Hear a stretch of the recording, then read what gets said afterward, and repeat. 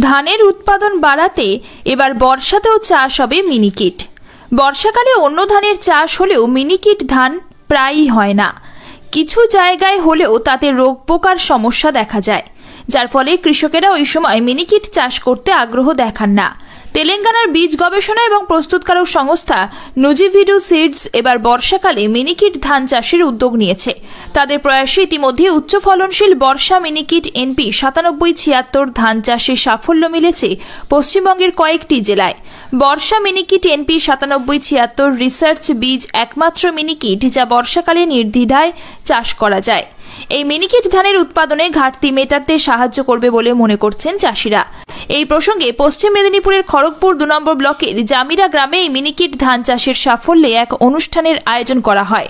বিখ্যাত সঙ্গীত শিল্পী শ্রী উত্তম দাস বাউল তার গানের মাধ্যমে এই বর্ষা মিনিকিট চাষের সাফল্য ও বীজের গুণাগুণ তুলে ধরেন।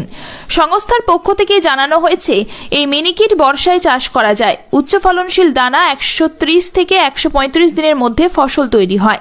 অন্য চালের থেকে খেতেও সুস্বাদু। বিভিন্ন আবহাওয়ায় এই ধান গাছ সহনশীল, গাছ শক্ত হয়ে দাঁড়িয়ে থাকে, পড়ে যায় না।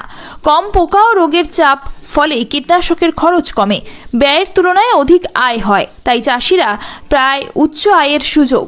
কর্তৃপক্ষের দৃঢ় বিশ্বাস, কৃষকেরা সঠিক পদ্ধতিতে এই বীজ চাষ করলে আগামী দিনে ধান চাষে এক যুগান্তকারী বিপ্লব আসবে। এই রিসার্চ বীজ বর্ষা মিনিকিট বর্ষাকালে চাষ করে চাষি ভাইরা অনেক বেশি পরিমাণে বোরো ধান ঘরে তুলতে পারবেন। চাষিদের অর্থনৈতিক উন্নতির পাশাপাশি পশ্চিমবঙ্গ ধান উৎপাদনে অনেক ধাপ এগিয়ে যাবে বলে তারা মনে করেন। ব্যুরো রিপোর্ট, বঙ্গের খবর।